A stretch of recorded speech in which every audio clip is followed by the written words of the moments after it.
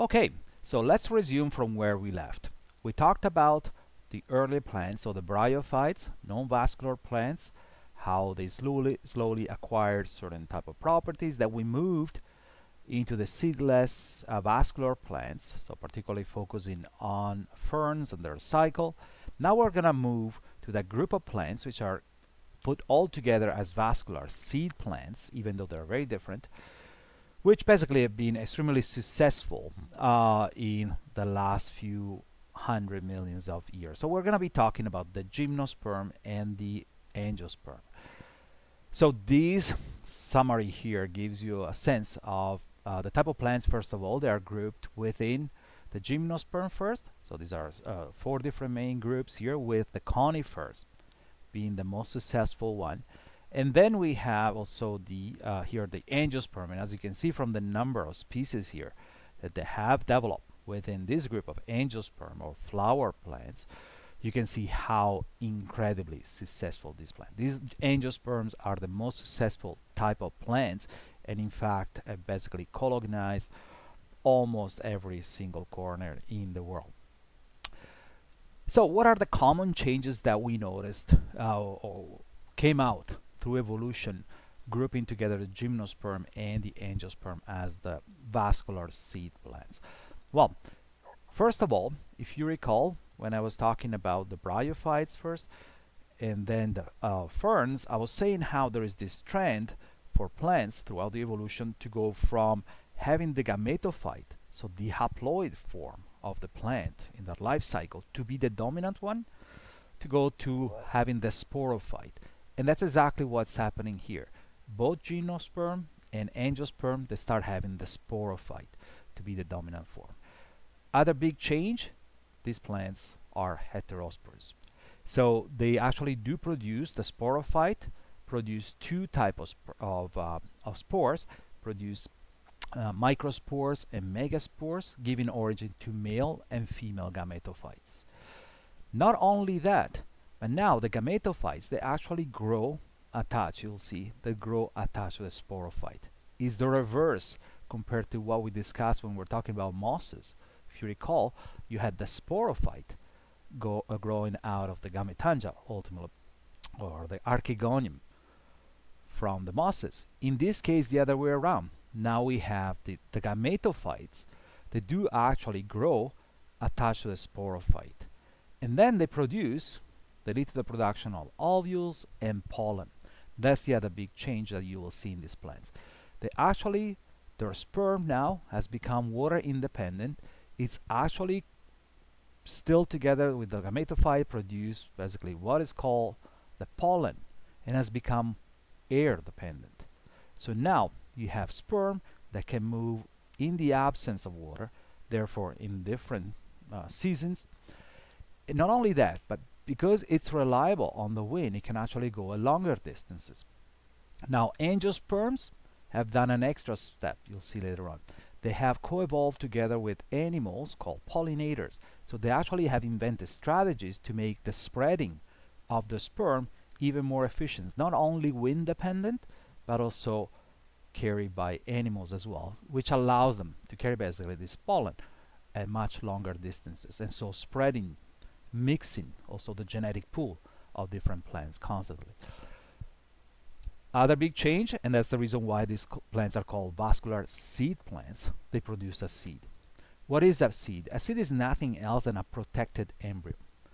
It's basically the early sporophyte. As soon as it's produced by fertilization, it stays inside this structure called the seed. Now, the function of the seed is amazing, because basically what it does, it protects this seed so that it doesn't get dropped straight on the ground, the embryo.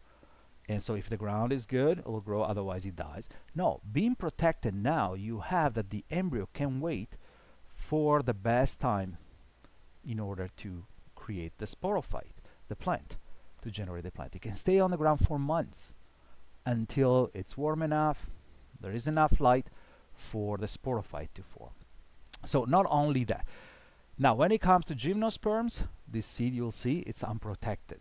So it's still dropped on the ground, but it can still wait for the ideal weather in order to open up when it comes to angiosperm, not only the seed can weigh, but also it's actually included within a fruit, which again makes these plants able to spread a further distance because the fruit can be ingested now by animal, attracts animal, which ingest the fruit, ingest the seed, and then they'll spread it throughout the wherever they go around the land. So these are the common change that you will see when we talk about both gymnosperms and angiosperms. So let's start with gymnosperms. So gymnosperms are in reality a group of several phyla here. So you have ginkgos, cycads, gnetophytes here, and conifers, with conifers being the most abundant one, and that's the one we will focus on mostly on this talk. So what are the novelties? Well, the name itself says naked seed plants, gymnosperms. That's what it means. And the reason being that, yes, they produce a seed, but this is not put inside a fruit. It's naked. It's dropped on the ground as is, not together with the fruit. And now, the production of a seed in gymnosperm is the result of two things. First of all, now the spores are not shed anymore, and so you have that the spore, they grow into the gametophyte, male or female, inside, attached still to the sporophyte. And the gametophyte, female gametophyte, produce one egg, okay, which then it's encapsulated inside an ovule, which still stay attached to the sporophyte. Having it reduced to one, now you have that. Since you have only one megaspore and one egg produced, now you have that the fertilization process will produce only one embryo, which then can be retained within the gametophyte. So how does it work in gymnosperm? And again, I'll be focusing mostly on what happens in conifers, basically only on what happens in conifers, which is the most successful type of plants. Excuse me. So what you have there is that now both the male and the female gametophyte, as we said before, they grow and stay connected to the sporophyte, the opposite of what was happening in bryophytes, if you remember. And now, what happens there? So first of all, the sporophyte, they produce, similar to what we had discussed when we were talking about the modern lycophyta, if you remember, or lycophytes, like club mosses. They have some leaves called sporophylls that have specialized and grouped together into what we call strobili or cones. These are the common structures that you find in conifers. You may have male and female version of the cones. So these are nothing else than basically the sporophylls, okay, grouped together. Now the sporophylls will contain the sporangia, okay. So you have now the sporangia here, which will contain, this will be referred to as megasporophyll because this is a female cone, okay. So it would have the megasporophyll here, which then, looking at the bottom here, it will basically have produced the megaspore, okay. In reality, it produced 4 megaspores, but you have 3 of them that do not survive. Only one survives, and that's essential for the production ultimately of the seed. So now you have this megaspore, which then, as you know, normally would have been dropped on the ground, but still stays inside the cone here and develop into the female gametophyte. Female gametophyte, which is the haploid form of the plant, which then will have the female gametangium, so the archegonium here, which then is where the egg will be produced. So in the end, inside these female cones, you end up having the gametophyte with the egg being produced inside here, and so protected inside this structure right here. And that's exactly where also the fertilization takes place. So the egg within the gametophyte will never leave the cones here. Okay, it will leave it only as a seed later on, once it's been fertilized. So after that, what you have is that the sperm now is driven by a pollen grain, is not naked, is not water dependent, but it can actually fly, will fertilize the egg, then finally producing the early embryo here. So the sporophyte, basically the early sporophyte, the female gametophyte here will turn into basically supporting food for the early embryo, and all of these will be coated here by the integument, the structure right here, forming ultimately altogether the seed, which later on could be dropped on the ground, giving origin to a new sporophyte.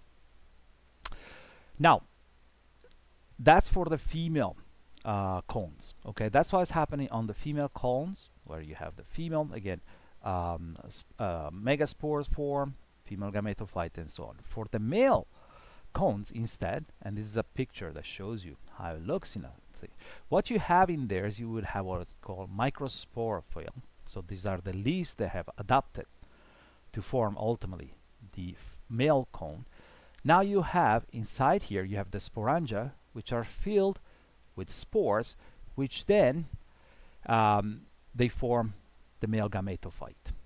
Okay, the male gametophyte stays retained as well here. So it's the haploid form, doesn't get dropped into the ground, but stayed inside here.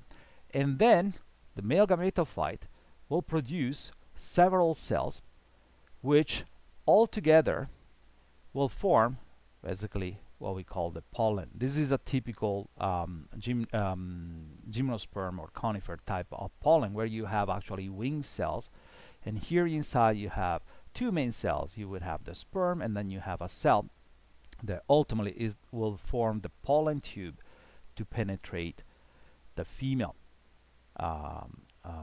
gametophyte here, and therefore to fertilize the egg.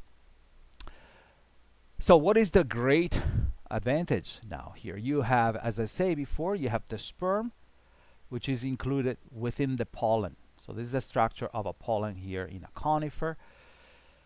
You have air cells here, which basically allow this structure to actually float in the air. This is a scene that you can commonly see in the spring, for example, in a very nice windy day, even within Toronto, in some parks.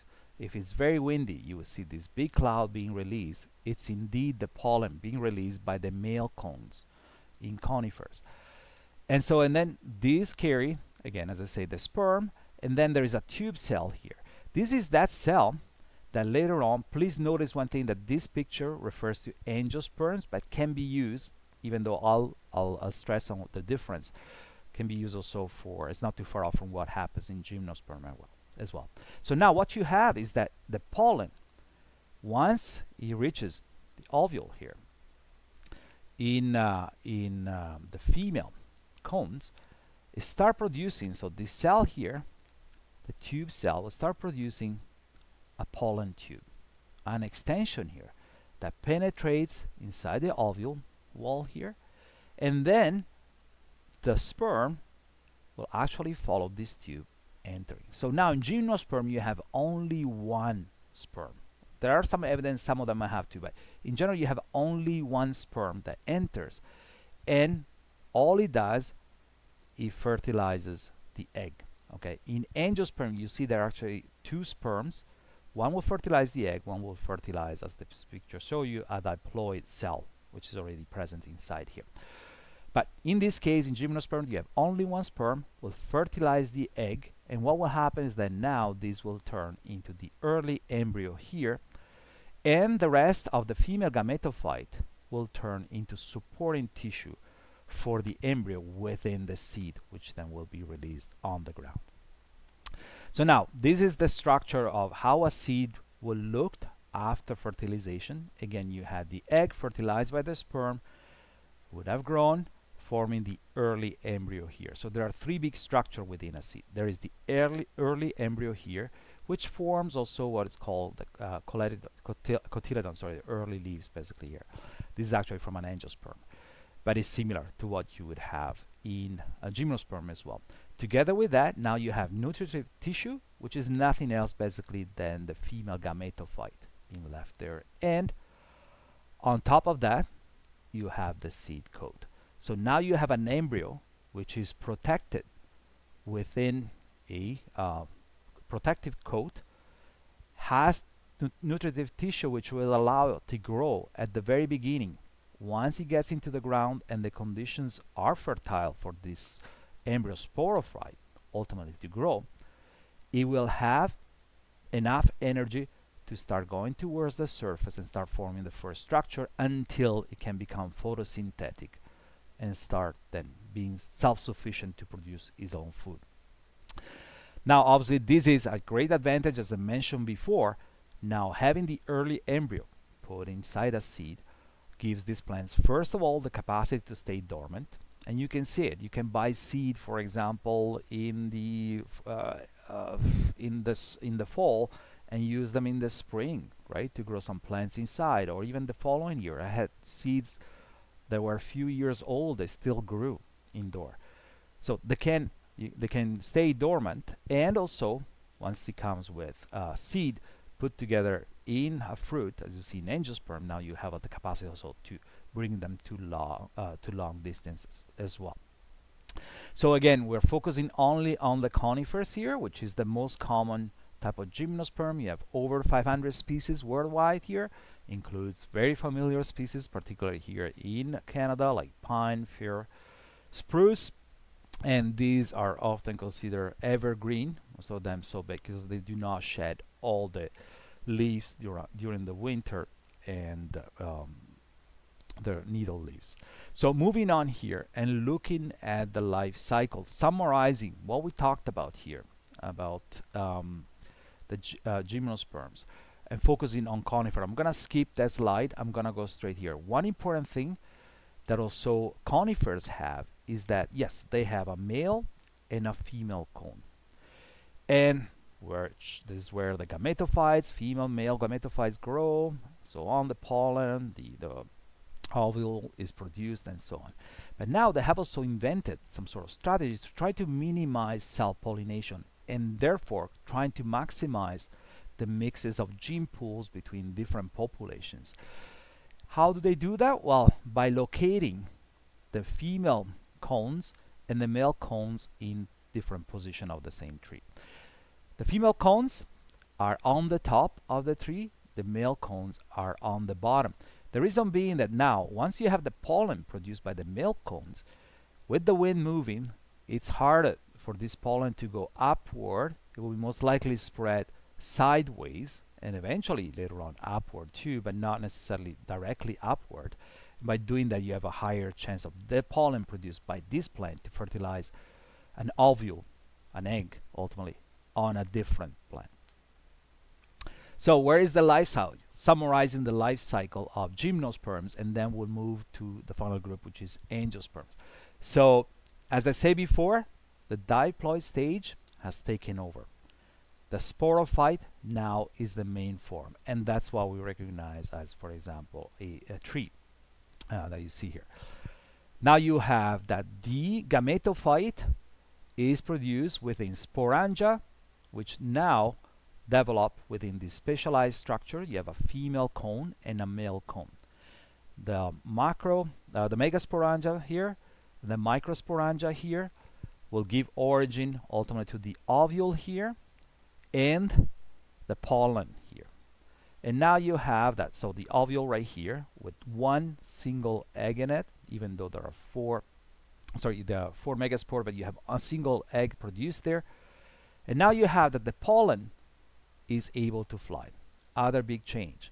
The pollen is not, or the sperm, which is within the pollen, which basically correspond to the male gametophyte ultimately, is not dependent on water anymore. So it's dependent on wind. It can fly away, fly around, and once it hits an ovule, what it has is some cell here which develop a tube and basically delivers the sperm, which is inside the pollen, to inside the ovule, fertilizing the egg.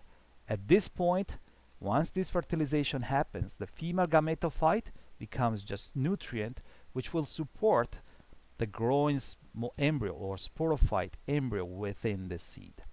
So you have a formation of a seed, which then gets released on the ground. That's obviously the embryo inside. Now at this point is the early sporophyte. Once it grows, the conditions are ideal for this seed, then it can grow and reform the sporophyte, and the overall cycle can restart here. So let's move on now to the last group, the angiosperms. So plants that have been around for the last 200 years, roughly a little bit less than 200 years, but which nowadays are the most successful plants on Earth. So these plants have two big changes compared to or several changes compared to gymnosperms. First of all, now they have a dual fertilization system. You'll see later on. They have been able to come out with a strategy to attract pollinators, so form flowers, and then they form fruit, allowing for the seeds to be spread at a further distance compared to gymnosperms. Now, these plants in general, there are several groups belonging to them. The main common ones being monocots and eudicots or dicots. I'll tell you later on a few things about that, but we'll talk more when we talk about plant structure, anatomy, and histology of plants. So they originated, is debatable exactly the date, around 100, 200, 150 million years ago. They're called angiosperms, which means vessel seed. So the seed is actually packaged within a vessel, which is the fruit, as we know. And now they have developed, first of all, a structure within the flowers, which is still coming from specialized leaves, similar to the cones. You remember, the cones are coming from specialized leaves, which are the sporophylls. Here you have other specialized leaves that produce the carpel, which is what protects the ovule. And we'll talk about that later on, the structure. Now, this is within flowers, which again protects not only the carpels, but it also hosts also the anthers, which can produce ultimately the pollen as well. Now, another big change is that, as I mentioned before, after fertilization of the egg, you have the formation of the seed and the flowers, which turns into fruit. Now, the fact that you have the seeds now, which get trapped into this fruit, which are attracting food for several animals, allows for further spreading of these seeds in very distant location, therefore guaranteeing constant mixing of genetic pools, which obviously is necessary for a successful evolution and survival of these plants. Again, as we mentioned before, the main groups are monocots, which means single cotyledon, and eudicots, which means two cotyledons are present there, or dicots. There are different properties, they're different. We'll discuss them again in more details when we talk about plant structures and histology. Just some information here. For example, if you look at the stems and the way the vasculature is distributed within what is called the parenchyma. Here you see that in monocots is spread pretty much all throughout the stem, whereas the vasculature here in the dicots is nicely in the stem, is nicely spread on the edge here. Is different when it comes to roots. We'll talk about that. Also, the way the veins are organized in the leaves is different in monocots. They're parallel to each other. In dicots, they form these webs. And you can see also when you do a section, you see a very different pattern of the vessels. And as I said before, the name comes from the original number of cotyledon, which are the early leaves, which are present in the early embryo within the seed. So monocots would have only one, whereas dicots or eudicots would have two. And these you see on the pattern of the way they come out from the ground and the very early stuff. So you have two leaves present in the dicots and basically one coming out originally in the monocots. This is a picture just shows you again some example of famous, if you want, monocots and eudicots, like you have for monocots, wheat is a monocot. You have trillium, you have the western wood lily here. Notice that monocots, they always have flowers with three or multiple of three petals. And eudicots here, famous one, wild rose, twin flower, and so on. You have cacti here, claret cacti, and so on. So many plants that we could talk about here. So what are the big changes in angiosperm? beside the reproductive changes, which I've already mentioned, and I'll go through that again later on, there is a big change also in terms of vasculature, ultimately. There is a big change. So, for example, when it comes to the xylem, the angiosperms, they start having more vessels, which are larger type of tubes, ultimately, with pores in between where the fluid is allowed to move vertically much more efficiently than in the old style of xylem, which will correspond to the tracheids, where the movement has to be basically lateral. And there's not only the movement is different, but also tracheids are narrow. You can see it on sections as well later on. The other thing, as I mentioned, in terms of reproductory advantage, now you have a double fertilization where you have two sperms, one that fertilizes the egg, giving origin to the early embryo within the seed, and then the second one that fertilizes a diploid cell, giving origin to supported tissue called endosperm. And then you have that the ovary, you have the presence of an ovary, which is not present in gymnosperm, which actually protects the ovule. This is found inside the flower. We'll talk about the structure in a second. So, well, we talk about double fertilization. Well, we have that the pollen, differently from gymnosperm, in this case will contain two sperms, not only one. The structure of the pollen is different as well, in general, the way it flies, because now it doesn't rely only on wind, but relies also on pollinators, insect or birds that can actually get the pollen stuck to their fur or their feathers and so on, and then therefore they spread it around. So they don't have those wing cells. They're nice and round.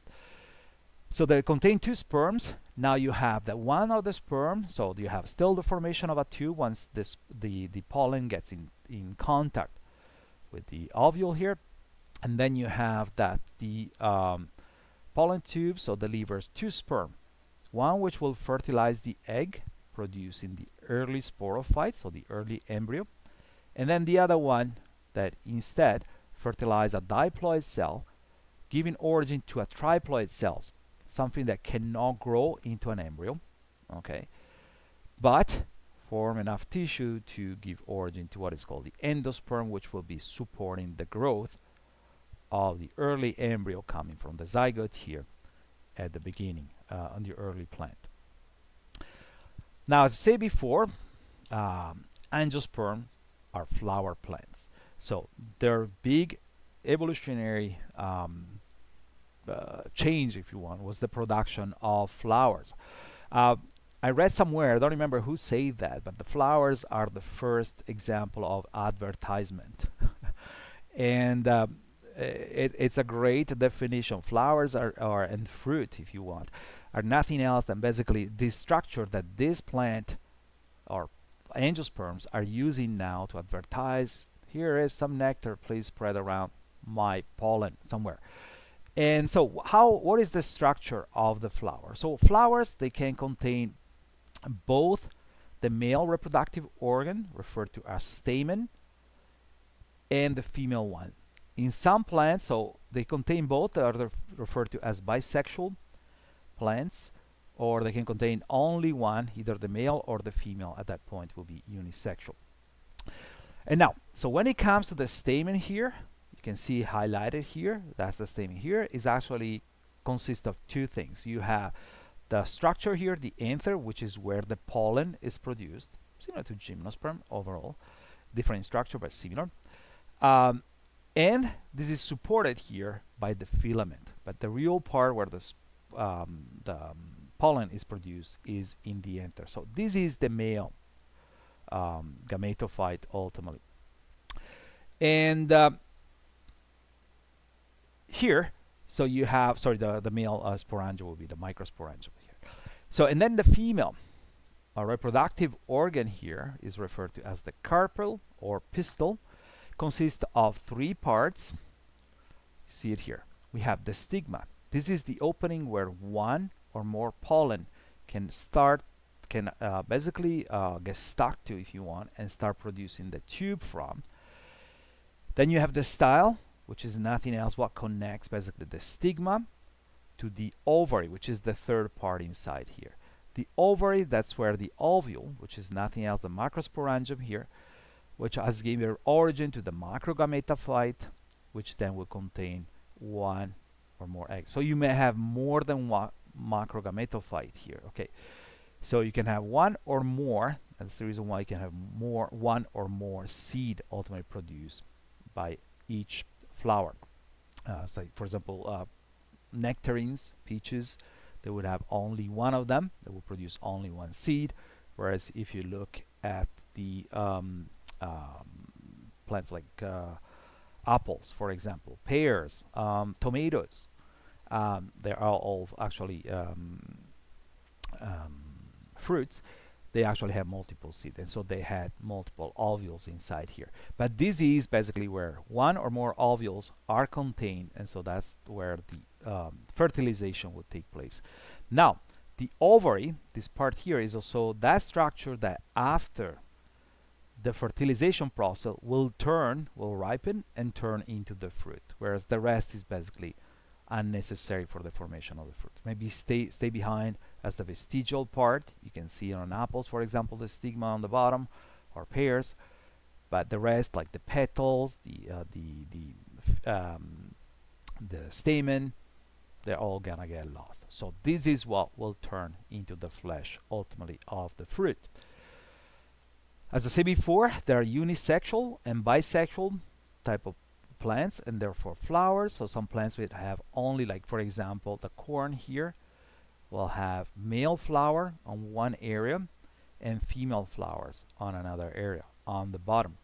Whereas other plants, they may have roses, for example, they are bisexual, and they will have both the male and the female reproductive organs. So we'll have both the stamen and the pistils present in the same flowers. So how is the life cycle of angiosperm here? So the life cycle of sperm, again, like in gymnosperm, looking at similarities and differences here. Like in the angiosperms, you have the diploid phase, so the sporophyte is the main form in the plants. Okay, that's what you see in flowering plants, is the sporophyte there. And now the sporophyte has evolved, so has evolved some leaves to specialize and form flowers. Okay, flowers that do contain both the male, as we see, the stamen, both the male and female reproductive organ here in the carpel. So the male has the anthers on the top of the filament where the spores are produced. So the male, basically the male gametophytes with the sperms converted into airborne particles basically are produced here in the anthers, and the carpel has on the bottom the ovary, which is where the ovule ultimately, or more than one ovules ultimately are produced. So the megaspores are produced here within the ovule. You have one of them that turns into an egg, and then you have the central diploid cell they produce here. So now these are out of the megaspores that are produced. Okay, so there are basically only two important ones. One that so within the female gametophyte here, and in the gametangia basically there are only two important cells that are produced here for reproductive purposes. One is the egg cell, which is the one that will be fertilized and produce ultimately the new sporophyte, and then you have a diploid cell here coming from the fusion of two other cells, which is the one that will produce the endosperm. So now you have here the ovule containing this inside the ovary here, one or more of them, like in this case here you have several of them ultimately within the ovary. And then what happens is that the pollen can reach the pistil here, or the carpel. It would connect here on the stigma. You may have one or more, okay, of them. Each pollen will produce a pollen tube, which will be delivering two sperm cells inside the ovary, each of the ovary, or one of the ovary, depending on the successful how successful you are. But you may have multiple pollen, multiple tubes, and therefore multiple sperm. But each ovary here will be fertilized by 2 sperm coming from the same pollen, same tube. And what happens is that one of the sperm will enter, fertilize the egg, the other one will fertilize the diploid cell here. The fertilized egg will give origin to the early sporophyte, so the embryo. The fertilized diploid cell here will give origin to the endosperm, which is a triploid type of tissue, and therefore unable to produce a plant. And then these will be contained within the coat, the seed coat here, producing the seeds. Now, the seeds, differently from gymnosperm, do not get released anymore. And what happens is that you have that now, after fertilization, the ovary, which is part of the carpel here, the bottom part of the carpel, this part here, will start actually swelling, becoming sugar-rich, usually turning into a fruit, an attractive structure that can be ingested by animals, and therefore ingested with all the seed containing. The animal will spread the seed around, as in gymnosperm. Now, once the seed gets spread into the ground, they can wait. They can stay dormant until the conditions are ideal to germinate and produce the final sporophyte, which then will start the same cycle. As I said before, the fruit is formed out of the ovary. Okay, so here it shows you this is the flower upside down compared to the way I showed you before. So this would have been the ovary with different ovules. Each ovule would have been fertilized by basically 2 sperm, one forming the embryo, one forming the endospore in each one of them. After this process has happened, there are biochemical changes here happening, which cause the petals to fall. Okay, the same thing for the stamen, they just fall off, and the expansion of the ovule, which basically takes over the whole space here. You may have some leftover here, stigma. For example, you see it on apples, this hair-like structure you see, or in a pear at the bottom. So you have the larger part, for example, in a pear, and the smaller part. The smaller part will be on this side here. We have the pedicel, which is what connects it to ultimately the branch. That's what is left over from the flower here. And then on the opposite half, you have a hair-like structure, which is nothing else than basically a leftover stigma from the original flower. And so, and these will be, again, ingested by the animal. So the seeds inside here will be spread around. Same thing here, showing you how a fruit can be formed step by step. So this is a flower which would have had from a bisexual type of flower, which would have had, in this case, only one ovule, which then would originate only one seed. So this is what would happen in, as I mentioned before, it could be a nectarine or so on. Or in other cases, you may have more than one ovary, one ovary and more than one ovules present there. All of them get fertilized, so they give origin to several seeds.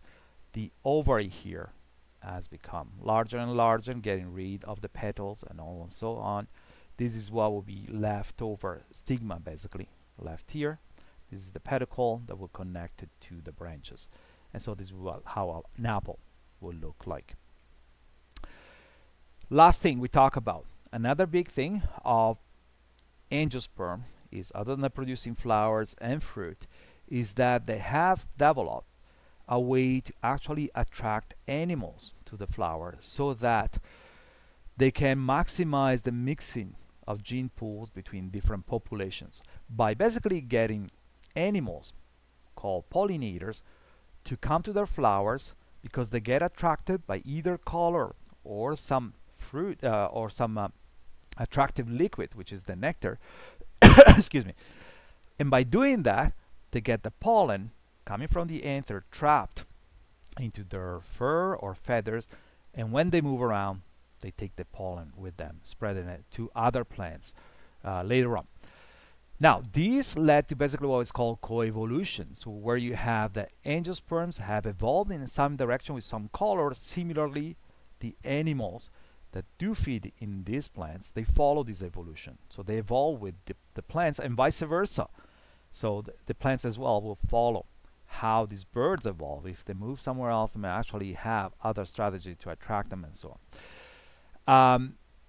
So here let's go. So what is attracting them? Well, as I said before, it could be color or could be the presence of what is called nectar. Nectar is nothing else than a sugar-rich liquid, so a very nutritive type of liquid. How is it produced? It's produced by basically glands. Nectaries called. They're called nectaries. Glands that can be found either within the flower itself or right below the structure of the flower. These are, for example, the external ones that you will find there. And so these are what are attracting animals, because they're or insects, because they're a form of food ultimately. So by coming here, imagine an animal coming here, taking the nectar here, would basically take at the same time the pollen, and inadvertently would take the pollen from the anthers here.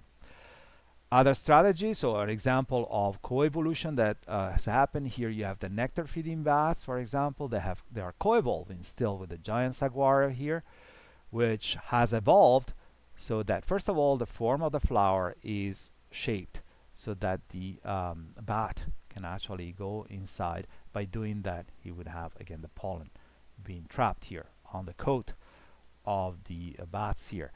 Similarly, you can see it here where you have this type of hawk moth. You don't need to remember this name, by the way, which has evolved these very long proboscides exactly to basically adapt or co-evolve to this plant, the orchid, that has very long styles so that it can actually reach and get the nectars from these type of flowers.